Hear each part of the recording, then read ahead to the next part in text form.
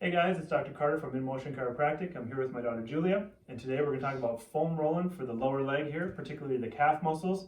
Some conditions that can be affected by tight calf muscles can be shin splints, you can have achillies tendinosis, you can even have some plantar fasciitis that can be affected from tight calf muscles. So, Julia's going to be my model here. We're going to show you how to do some foam rolling here.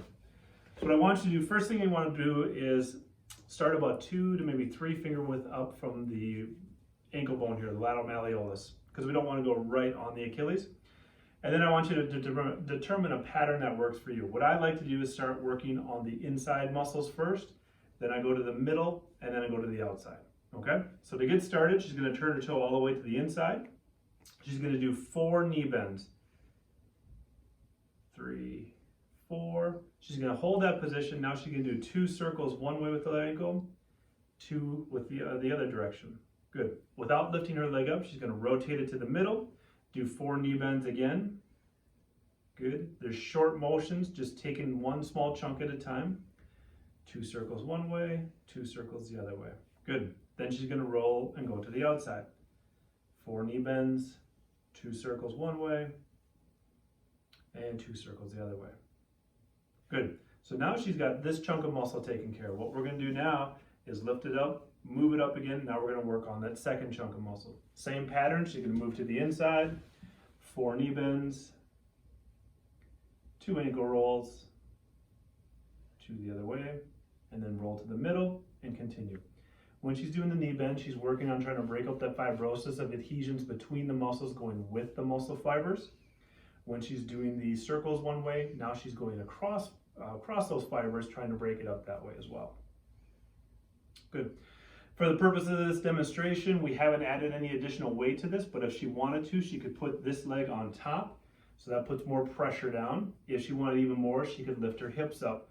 That too will also put more pressure through there as she does it, okay? And if you have a really good friend, you can allow him or her to put pressure down there, but that actually may end your friendship when you're all done with this, because that can get painful as well. So she did that second chunk. Now she'd move to the third, do the same process. She'd move up and maybe do a fourth, depending on how long your leg is. We do not want you, though, to foam roll the back of the leg, okay? So that'll take care of the calf muscles and some of these other small intrinsic muscles that control the foot into different positions here. The next one we want to do is work this section of muscle on the front called the tibialis anterior muscle, and that does a lot of motion this way. So what she's going to do is you can have the athlete turn over onto your hands and knees. Place the foam roller on that part outside of the tibia there. She can turn her toe inward to expose more of those muscles, and then all she would do is just move back and forth on that. Okay? If she finds a really good spot, what she can do is she can flex and extend the foot through here, shortening and contracting that muscle. She can also do her 2 circles one way with it, 2 circles the other way, and then she'd work all the way up to the top of there. So you're all set, you can come up. So again, working on the calf, side muscles, front of it, trying to loosen that up, and basically just trying to create more mobility to help prevent injuries and keep you and your athlete in the game of life longer. So I want to thank my daughter Julia for helping me out today, and I'm Dr. Carter at InMotion Chiropractic, and thank you for watching.